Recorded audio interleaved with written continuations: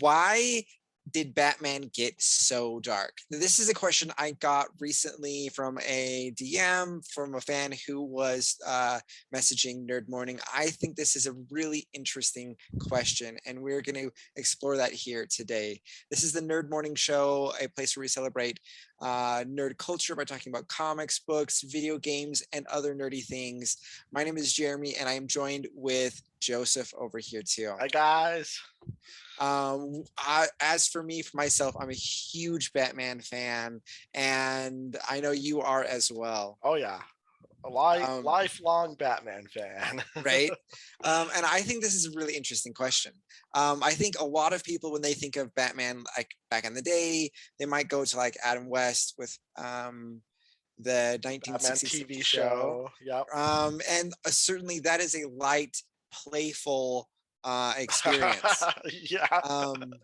And like you contrast that with things like The Dark Knight or the Joker movie that had come out, things like that. They're really heavy, they're really dark. And so yeah, there is definitely a difference here. We've seen a shift. Yes, yeah, we have. I think though it's maybe not as dramatic of a shift inside of the comics as we would maybe perceive, but certainly there has been a shift as there as well. Like going back and looking at the history, Batman is a superhero character that was created by what was originally a company Detective. originally in the Detective Comics number 27. Yep. And it was a property by what is now DC Comics. I believe at that time it was the National Comics Publications Company. And this was, in, I think it was March of 1939 when that came out. So when we're going at, like 30 years later, done like 1966, they've had 30 years worth of Batman already. Oh yeah. A while into the comics history, they were starting to explore other things, darker stories, and they played with that. And then the US government was like, these are really dark. Hold on a sec. Yeah. And there is conversations about censoring or shutting down comics as a medium. Like it was a big thing. Yeah. And there was a big push to make them light, make them playful, and also with that there came the Comics Code Authority, which essentially was this body of rules that people would have to follow and then to get approval and to make sure that it had the stamp, and that was like what was like sellable was if it was approved by that. Yeah, they were the comics all through that early time were viewed as for kids. Yeah. Like the Bugs Bunny cartoons and all of those things. Yeah. It was perceived to be the same thing, when really the majority of the viewers for it, especially as we get into the 60s, 70s, 80s, it was more teens, not kids. Yeah. So there was some of those shifts going on through that time. Yeah. But with that and with the Comics Code Authority, they're like, we can't have gruesome horror stories and give this to kids or make it so it's perceived like that. So there was this like policing that comics did for themselves. And a lot of that really made it kid down in a lot of ways. Well, that's they where we get our slowly pow zap. Zoing, exactly. Yeah, and so like some of this is definitely the nature of the beast. They played with what the rules were for the medium. And eventually they started peeling away the Comics Code Authority's like power, and they started publishing some books that weren't approved, and then they would back and forth, and ultimately Marvel abandoned the Comics Code Authority like completely in 2001, and DC Comics remarkably held on to it to some degree until I think it was 2011. A lot longer, yeah. But still, both of those, like, they were publishing books that were not approved. And I've got a couple of examples here of things that were definitely borderline or just not approved at all. Batman: A Death in the Family. This is 1988. It has a sidekick being brutally murdered by the Joker. This is a huge, huge moment, and also something that psychologically changes how Batman was being Batman. Yes. And he was now traumatized by the reality that a sidekick of his could be killed, and he felt total responsibility. And inside of this next era of that, like, Batman's mega depressed. Yeah. And he's struggling. Right. And that was a huge, huge thing. Another one that came out roughly the same time is Arkham Asylum. Now, this is written by Grant Morrison, who is a very acclaimed writer. He's done some really powerful stuff. During the same time, though, if you look through this book, here's just, we'll maybe get some better images for it. Like, the art here is very painterly, which is gorgeous, but it's also very creepy. It's a darker feel than the very, 1930s, 40s golden Yes. era comics, right? Yes, totally different. It's a total classic, but it is creepy. It's supposed to be creepy, and it is.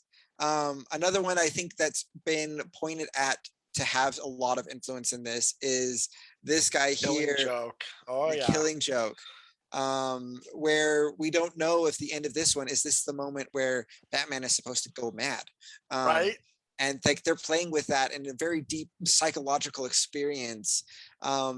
During this 1980s time, I think this is really where they're kind of like battling against the Comics Code Authority or throwing it out at times, and they're kind of like, wait, we can do stuff again, we can talk about different issues, we can write to a different age audience, and they became huge successes. From my understanding, The Killing Joke was not supposed to be canon. It was supposed to be this kind of side story. Just was just something kind of like, to play with. But it was so huge that all of a sudden Barbara Gordon was paralyzed in the main series. Because she had to be, because this became canon. And so with overwhelming success with things like that, also during kind of like that time was the heyday of independent comics, where we had Image come out with things like Spawn, which is literally a story of a guy who's brought back as a hellspawn demon, and to go and fight evil in the name of evil. Like it's like really like wild and darker type tone stuff. But their whole cultural shift happened here, I would say, in the late 80s, early 90s. Right. And partially due to the readers. The majority of the readers at this time were teenagers. And teenagers, it's just in the human development that time period, they're trying to be more adults. So they're looking for those expressions, those experiences, those stories that are that little bit higher level. And of course, as things like The Killing Joke did really well, they clicked with that audience. Of course, the producers of that are going to say, good, let's work more with this type of stuff. X-Men had a lot of that also.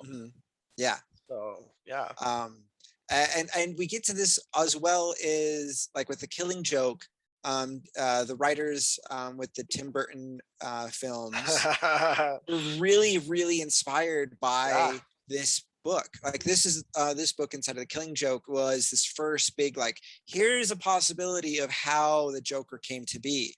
And they had the vat, and he fell into acid and all of that type of thing, which then they did that and put that in Batman, which was produced and released on 1989. So like 1 year later for The Killing Joke. And it all of a sudden was like, Batman's a little bit darker. And like this one is a Tim Burton film.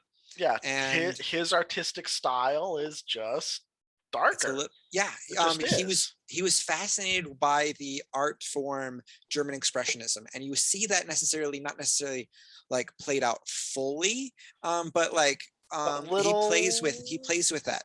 Um, yeah. and German Expressionism came out of the German cinema experience after World War II, when they were like financially decimated, and so the only way that they were able to do like their sets and things like that was by making like cardboard sets and things like that. So what they did was like they tried to Focus on the build out lighting these and like lighting and things like that, but the uh-huh. sets were also going to be like this psychological experience of, well, this is what's inside people's heads, not necessarily really what's out there, because they couldn't do it Yeah. realistic. So they tried to have this type of representational experience, and they played with it, and he loves that. If you look at things like Edward Scissorhands, Oh yeah. the Nightmare way that Before he Christmas.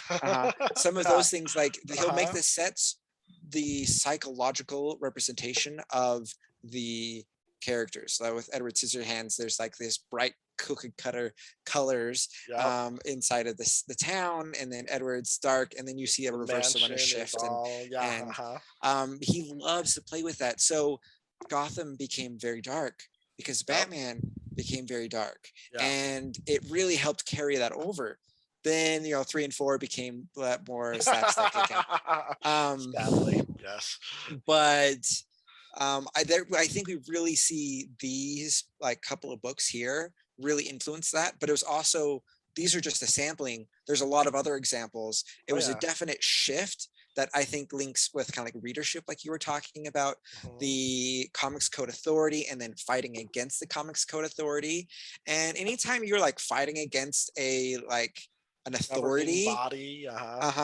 you're going to like swing that Need pendulum hard, right? rebellions. Yeah. Yeah. You take it. Yep. I mean, there's the era when the language shift happened in movies, In and movies all of and a sudden, like, television. you could like curse more, and all of a sudden, like, there was like, I don't know, maybe a 5-year period where every movie, every show was just filled like that. I'm like, Swear word. Swear yeah. word. Swear word.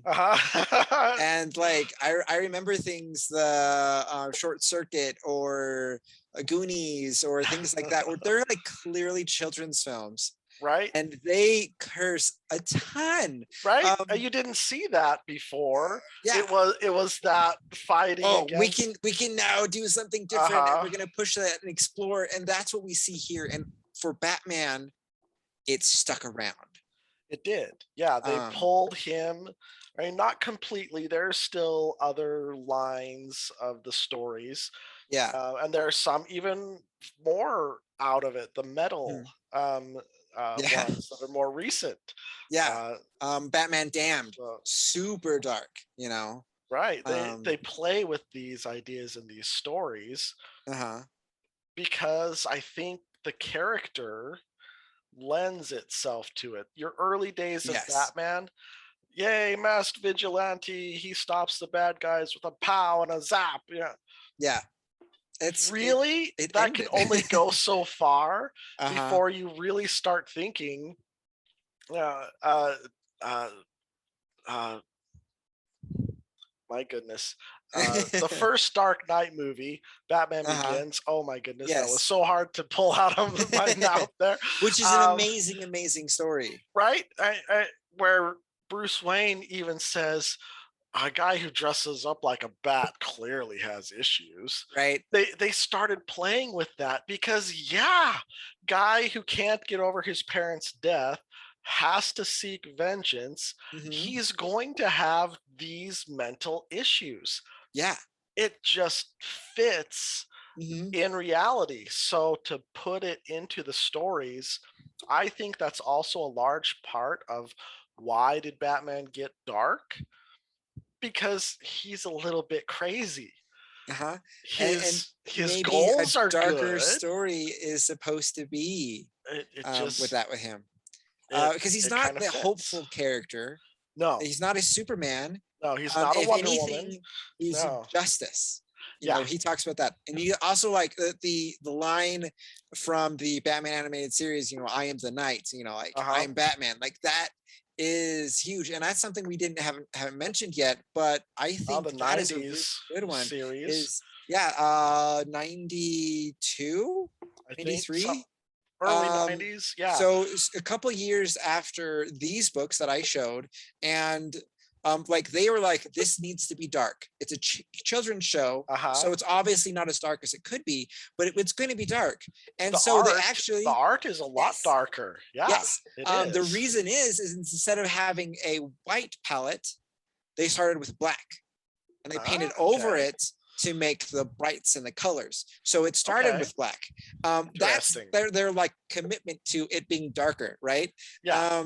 It was just something that you don't really do in animation, but they're like, this is how we're going to do it. We're starting with a black canvas and building off of that, Interesting. Wow. which I think, yeah, that's like dark. Right? Yeah, It's visually dark. The stories in it were still more for a younger audience. I yeah. wouldn't say like young children, but Uh, it was 7, supposed to be 8, targeting to whatever. be, yeah, that 7 to 10 year old 10, range. right. And for that, I think it fits and it works. Yeah. And the storytelling in it, uh, it has enough of those deeper, darker elements, but they Hmm. pull it up. They take out all the blood and the gore and stuff Yeah. to present those stories, uh, but it has that little bit darker feel, and I think that's stuck around and inspired Hmm. what we are getting to now. Yeah, I mean, for me, some of my primary like initial influence of Batman was that show as a Uh-huh. kid, Yeah, and then my uh, first was Adam West. yeah, yeah, but I So, mean, like uh-huh. that's like super true.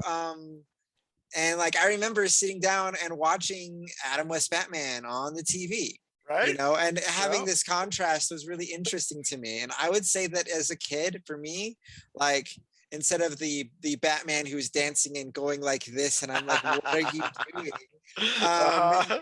You had the Batman who was standing there heroically with Right. lightning striking behind, and Kevin Conroy's voice, which is He does uh, so well. he's Batman to me. Yep.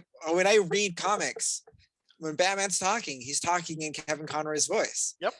That's just how that is in my brain. Uh-huh. Um, and like I think those things were so powerful, so influential that they are things that have carried over, up Yep. till now, making it Yeah. so now we get things like Dark Knight and stuff like that that Yep. are now far more serious. And I think also um, the just the vision that Christopher Nolan had, I think really pulled the darker tones that we've seen in the comics, and he wanted to present a realistic Batman experience, which Yeah. kind of helped father the realism that we have in the new age of movies, and that's a whole different Whole type different topic. topic, but a good Um, point. Yeah. but because of him pulling from what the comics did, really helped carry over and solidify to not just necessarily like the nerd who reads Batman all the time and knows Uh-huh. because of the comics, but that pop culture level of Batman's a Yes. darker character now. Right. Totally. And no one balked at it. Batman Begins is Uh-huh. probably still, for any Batman fan, it's probably in their top 3 for the best Batman movie. Yeah. It I, it's probable. I for hear a most lot of people everyone. go and say, "Oh man, Dark Knight," because it's darker and grittier, and Joker's performance there with Heath Ledger is amazing. But for me, my number one like Same. film like is like Batman Batman Begins. Begins. Yep. I have it. In fact, it's my second favorite film of all time. Oh, interesting. I mean, that's like beyond like like in all genres and all everythings. I love Batman Begins. Yes. So big changes and shifts from where we started out in the 1930s, and then from the 1960s to till now. Yep. So, well, thank you, Joseph, so much. Oh, I love it. Any last minute thoughts on this? Whether you like the old Batman, the lighter ones, or the new darker ones, Mhm. just keep exploring, find what you like and enjoy. You don't have to love the darker Batman feel. You can enjoy the older ones, and they still make some lighter comics Mhm. for that kind of taste. Yeah. So enjoy Batman however you like it. I love it. So That is a really, really good thing to add. I really appreciate that. Yeah. I though there's the popular level, this is what's big. Enjoy the character as you enjoy the character. Your personal headcanons are valid right? for yourself. Totally. um, and that is way cool. Thank you so much, Joseph, for your thoughts and adding into this. If you guys watching it have big things that you think were big turning points or things that helped influence this shift or change, we definitely didn't cover everything here. So put those in the comments below. We'd love to hear your thoughts there. Thank you all for watching. You can find more Nerd Morning content like this at Nerd Morning at places like TikTok, Twitch, Twitter, Facebook, Instagram, and more. So definitely look to all of those different places. Also, you can find different links to different places at nerdmorning.com/links. And we've got links to merch stores, donation pages, Patreon, and a bunch of other things. So lots of ways that you can access those things. Um, well, I guess thank you so much, and we'll catch you Yeah. all next Thank you time. next time. And Superman was this noir crime fighter with no powers in a world with powers, and that was a very interesting thing to do You right in the gate. you said Superman. You think you mean Batman? Um, no, No, yes, Superman had no powers. no, Batman had powers. Wow. Okay, we're gonna cut this whole bit.